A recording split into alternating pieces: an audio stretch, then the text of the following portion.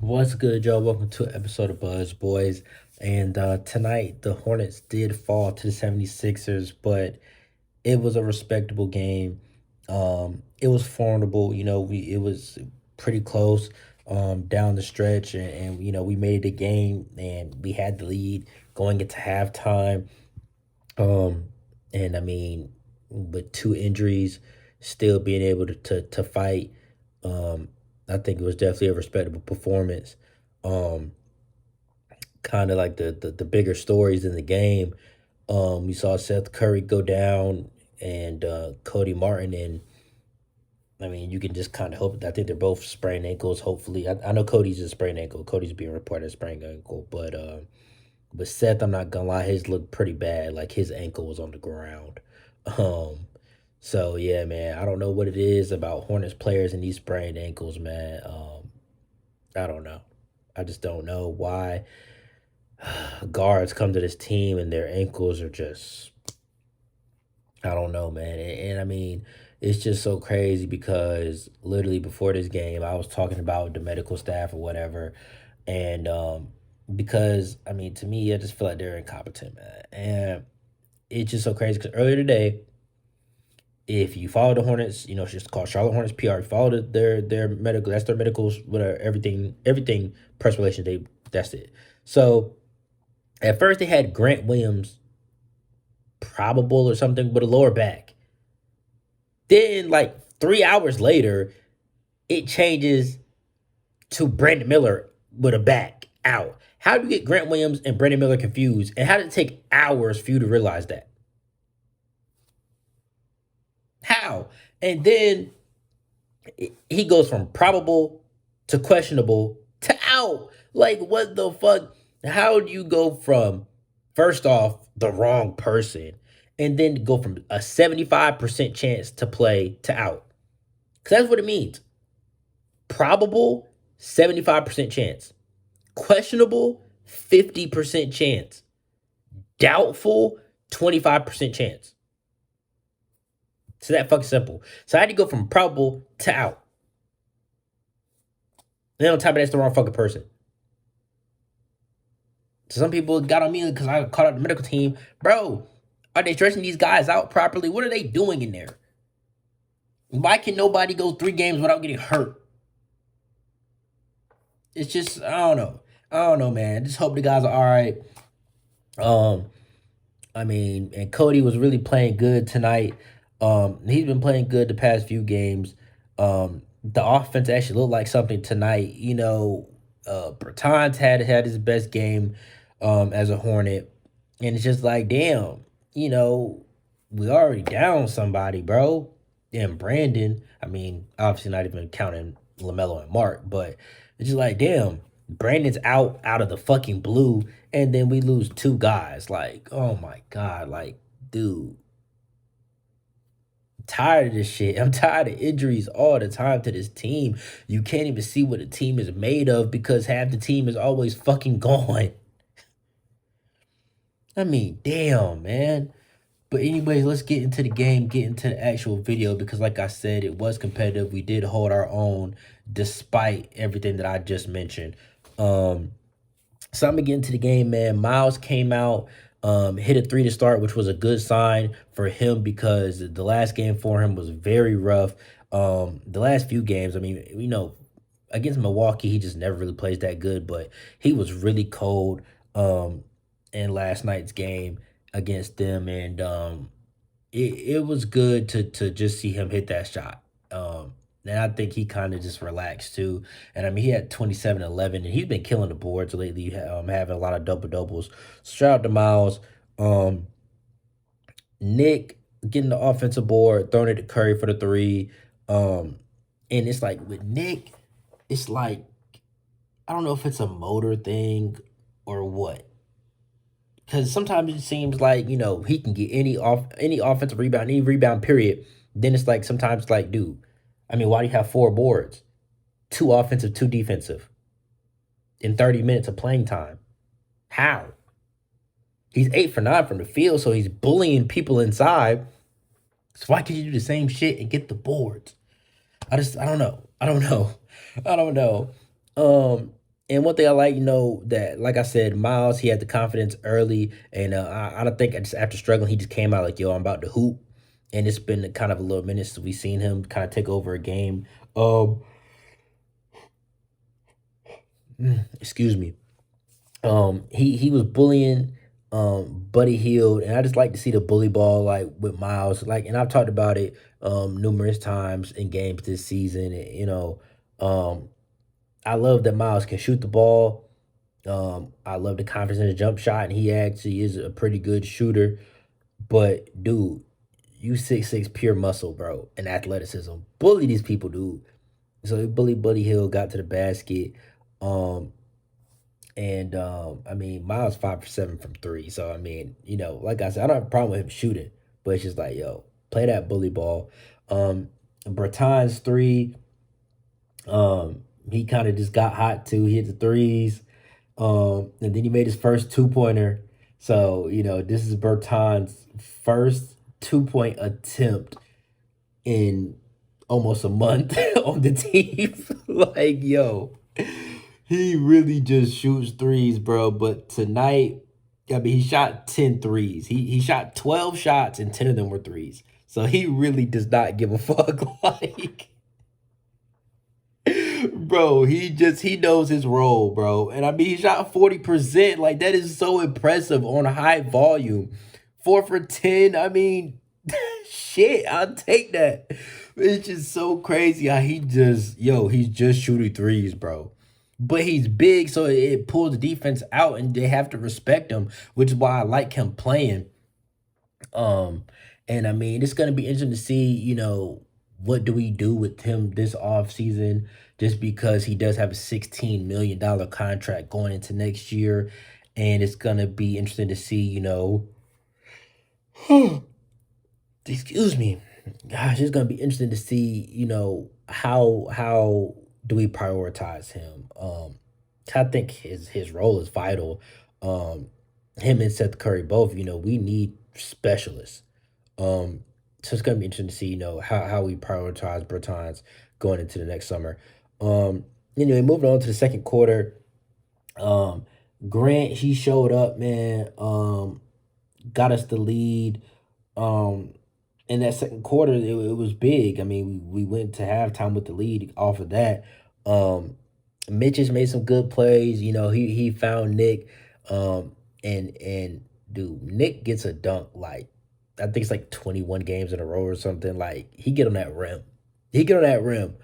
Um, and Grant was being aggressive, 6 for 6 from the field. He comes down, gets the easy lay right in the middle of the lane. And something I do have written down though, just a little off track, man. Mitch's shot selection is pissing me off, man. Like, what did he finish? I mean, he only finished 4 for 9. It's not bad. I mean, it's less than 50%. But sometimes it's just the shots that he takes. Like, dude, why are you taking that? Why? Like, it would just be random early in the shot clock, just a nasty shot. Like, bro, you're not making that. Oh man. Um, yeah. And then anyway, Bertan's legacy game, man, he was just hooping. He couldn't miss. Like, dude, the Bertan's legacy game, it came better good.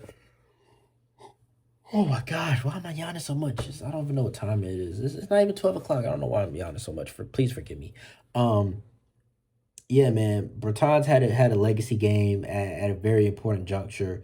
Because without him, man, this game would have been ugly. Um, he definitely kept us in it, hitting threes at vital points in the game. Terrence Mann hit a three right after that, and it was just like, yo, it really gave us life in that second quarter. Um, and then Cody hit the three, and after that, we were up 10.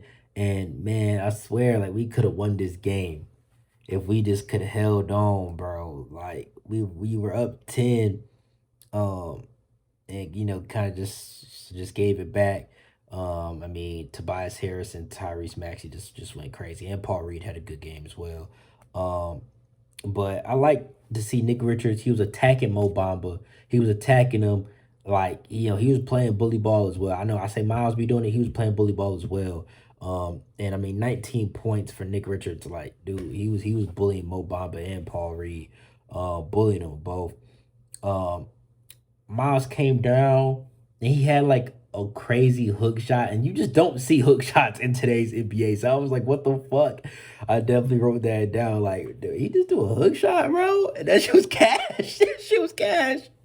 Like, yo, it's just interesting to see players pull out stuff because it's like y'all just be practicing anything, huh? Like, what the hell? But them angles, man, it's important. Then Miles comes down, hit the step back three, and bro, like when Miles gets going, it's everything, man. It's everything. And I I knew one of these games were coming because he had just been struggling. He had been struggling, struggling to really even reach 20 points. So I knew he was gonna have an outburst sooner than later. And I know, it's hard to do that when you have your hands full with Giannis and all that stuff. So, then those games were just ugly. And I apologize for not making any content on the Bucks games, man. I really do. Because the channel's growing, it's been consistent, it's been good. And I put out the Poku video, so at least y'all, went and supported the Poku video. But I couldn't bring myself to make no Bucks content, man. Them games were too ugly for me to watch. I'm not gonna lie. The second one I did watch more, but I still ended up leaving the house and not being able to watch it in its entirety. So yeah, I apologize for not making no content on those games, man. But they were just ugly. Um, Anyway, Curry hit the midi with like about 45 seconds left to go into the half. And I mean, it's just like Curry, I mean, did had the best shooting night and obviously got hurt. 2 for 8 for the field. Dude, I'm up late. I'm up late all the time. It's not even 12 o'clock. I'm steady yawning. Like, what, bro? Um, but Seth, you know, I've talked about it. You think he's a 3-point shooter, but he's not. He'll hit the midi. He'll pull up contested. He'll get to the basket. So I really love his game, and I hope that he's all right. Obviously, at this point in the season, he might be done. Um, he might be done, but I love what he's brought in past this deadline, and just we can kind of just see what we have in this team with him out there. So I hope he's all right. But I mean, we're going to halftime up 63-58, and like, bro, this was a game for us that we could have gotten. We really could have, man. Um, we really could have. Um, Going into the third quarter, my first note once again, Nick bullying Mo Bamba. He was bullying him, man. I mean, you don't end up shooting 8 for 9, 89% without playing some bully ball. And he was, knocking his free throws down. That's one thing I've always liked about Nick. He can make his free throws. Him and Mark both, they make their free throws. Um, Cody came out, man. He was hooping. And man, I swear Cody was having such a good game, man. I hate to see him get hurt. He really was playing good. I mean, the injury came pretty much with a few minutes left of the game. But you just still hate to see him get hurt, man. I mean, he really was out there doing his thing. Um, and I feel like he's kind of selling into the point guard role, even though he didn't have a lot of assists or anything crazy. He just settled in, learning how to read a defense, operate the pick and roll. Him and Nick have a lot of chemistry together. And that leads to the next into what I was going to say. Cody had the assist to Nick, and they always have something, a lob or just something every game where it's just like you can tell they've really gelled and running in that same unit together in practice. You're going to get those reps with your teammate. And yeah, man, I know a lot of people, like I said, I know a lot of people give people grievances and hell for Nick Richards, but I like him. I like him. And I have no problem with Cody either. I just don't think he's a point guard. But yeah, man, they've been doing good. And I just want to see this team healthy, man, because the potential is there. Like, I mean, these are guys that are gonna be coming off our bench. Right now they're starting. Imagine them off the bench. Like, dude, I just want to see this team 100% healthy. And you add a top 5 pick. Like, man, the future's bright. Anyway, um, I mean, Cody just kind of went crazy. Like, this team just has these players have spurts where they just go on their own little mini runs. I mean, Cody beating the shot clock. Um, I mean, it's just like, yo, he was hooping. Um, and then Miles had to put back dunk to tie. And I think that was like 83-83 or 84-84. And it's just like, yo, I just love to see Miles dunk because it's happening less than it used to. Um, so I'm happy to see him, get a dunk whenever he does. It always kind of just fires me up because, like I said, he just doesn't dunk as much as he used to, and it might just be because he's not out there with Lamelo. I don't know, but I I that shit just gets me fired up. Then my last note is really not the best note. Um, Bryce cannot shoot, man. Bryce McGowns cannot shoot, and that shit is sad. Sad. And it's just like, man, I feel like the opportunities for Bryce McGowns have been there. And I mean, every now and then have a game where he has like 10, 12 points. It's like, okay. But for the most part, it's just like, bro, you missed the open shots that we create for you. I'm saying we like I'm out there. But he misses the open shots. And it's just like, dude, if you can't knock down the open shots, the defense, I mean, he has the ability, but the motor and the want to isn't there all the time. It's just like, dude, if you ain't gonna play defense, at least hit the open shots. So that shit sucks to just see him just missing these open threes, bro. It's like, damn, you can't shoot. You can't be out there. I like, bro, I'm tired of just watching him miss open shots. That shit is annoying. I mean, damn, I know it's basketball, bro. Sometimes you're gonna miss. Doesn't matter. Doesn't matter who you are. You can be wide open. There's still a chance that you can miss the shot. But bro, it just seems like Bryce always misses open shots. It's like, dude. And this is why I'm talking about the importance of Curry, Bertans, 3-point specialists that can hit. It is important. Every team needs that. Every team and every good team has a specialist when you stop and think about it for the most part. Um, Anyways, moving into that fourth quarter, Bertans come out with another three. Just legacy game for him, man. Um, Cody had the tough finish over Paul Reed, and it's just like, dude, I just hate to see him get hurt because he was hooping, and he only had 12 points, but you would have thought he had like 20 because he was just everywhere. He was just hooping. Um, and then Curry goes down, and I mean, he was just in real pain under the basket, and like the play kept going, and I just knew, what I'm saying, sometimes you can just tell when a player doesn't get up. Like it's kind of, it's serious. He left the game. And I think somebody else had to shoot free throws for him. I don't know. Did somebody else? I don't know, but he left the game and he didn't come back. And from the video, you can tell he wasn't coming back. So I hope he's all right. Hopefully it's just a sprained ankle. His look, like I said, his look worse than Cody's to me. So we'll see what the verdict is. Yeah, man, it was tough. It's tough, man. I hate to see everybody get hurt on this team. It's so fucking annoying. Um, Miles hits the clutch three, um, but it just wasn't enough. Like, we hung around, and I mean, shit, we lost by single digits. You know what I'm saying? We lost by 7. Like, we hung around, and we really could have had a chance, but I mean, we could have did 3, but it just, bro, Tobias Harris and Tyrese Maxey just went fucking crazy. Like, we just could not stop them. And I mean, bro, we were playing defense. They just couldn't fucking miss. And then Kyle Lowry, fat ass, has fucking 15 and 10. Like, fuck. Fuck. It's just, ugh. And then Cody gets fucking hurt. It's just like, damn, bro, GG. Like, fuck, bro. So, I mean, it's like I said, man, you just hope that the guys can be good, bro. For the most part, I probably just expect this season to be over for these guys. Um, I don't know what this team gonna look like going down the stretch. I'm sure Nick Smith Jr. will get called back up. Um, I don't know. I guess if I had to guess, it would probably be Mitchich, Trey Man starting. Um, mm, knowing Clifford, he'd probably throw McGowan's in there, and I mean, hopefully Brandon is back. Hopefully Brandon is back, and it's just a 1 game thing with him. So hopefully he's back. Um, but I don't know. We'll see what lineup gets trotted out there. Um, I wouldn't be surprised if Grant Williams ends up starting. But I think that he comes off the bench just because it's like he's an anchor. He's gonna produce. So you need him coming off the bench just to kind of have some balance on this team. So I don't know. We'll see what Clifford does with the injuries and the rotation and stuff going forward. Um, but anyways, man, I'm gonna go ahead and wrap this up as y'all saw me yawning for that, throughout this video, and that's unprofessional. I apologize for that.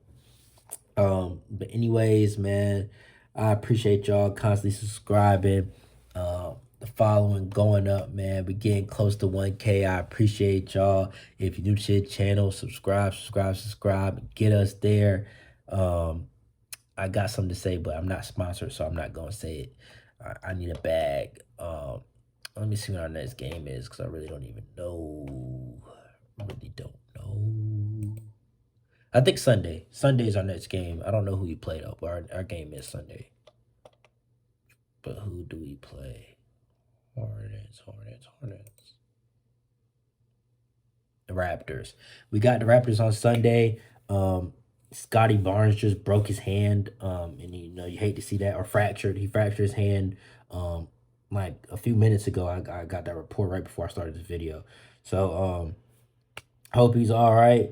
But I mean, that's a game where it's like, hey, you can win that. You know what I'm saying? You can win that. Raptors with no Scotty, you can't win that. And then we come back home and we play the Magic at home. Then we go back on the road, we play the Wizards, then we got the Nets at home. And it's just like we don't really have a home stand, it's home road, home road, home road. It's not really a big home stand for us at all. It's kind of off and on for the rest of the season, really. I'm trying to see if we have a home stand yet from March 27th to March 31st. We got a home stand, but for the most part, it's just, oh, okay. Well, yeah, we got a 5-game home, 6, 7, 8. Damn, we got an 8-game homestand. Wow. From March 27th against the Cavs, Warriors, Clippers, to the Celtics coming, Trailblazers, Magic, Thunder, Mavs. So what did I say? March 27th to April 9th, we got a homestand. That's a long homestand, bro. So I'm going to definitely be pulling up to some games in late March, early April. That's a fucking W. Yeah, that's fire right there. That's fire. Because it's rare that we really been having homestands, bro. It seemed like we've been on the road. I think the longest homestand that we might have had was like 3 games, bro, that I can think of. Hopefully LaMelo's back for them, but I doubt it. I don't know. I think at this point he might just be done for the season. I don't know. I really don't know. Clifford coming out talking about, where he's at now and where he was at 2 weeks ago is the same. And, LaMelo wants to play, but he's not, he's not 100% yet or whatever the fuck. I don't know, man. I just feel like his politics and they just trying to stop him from getting re-injured. I don't know, bro. I really don't know. I'm tired of the injuries, man. It's so draining. Especially like as a fan, bro, you just want to see what we can have, see the potential. And it's like you paying to go to the game. I want to pay and see LaMelo. Like, dude, this shit is draining. It's draining. But anyway, I'm gonna go ahead and wrap this up because I'm getting a little bit past my time that I wanted to. So I'll catch y'all on Sunday. Until then, peace.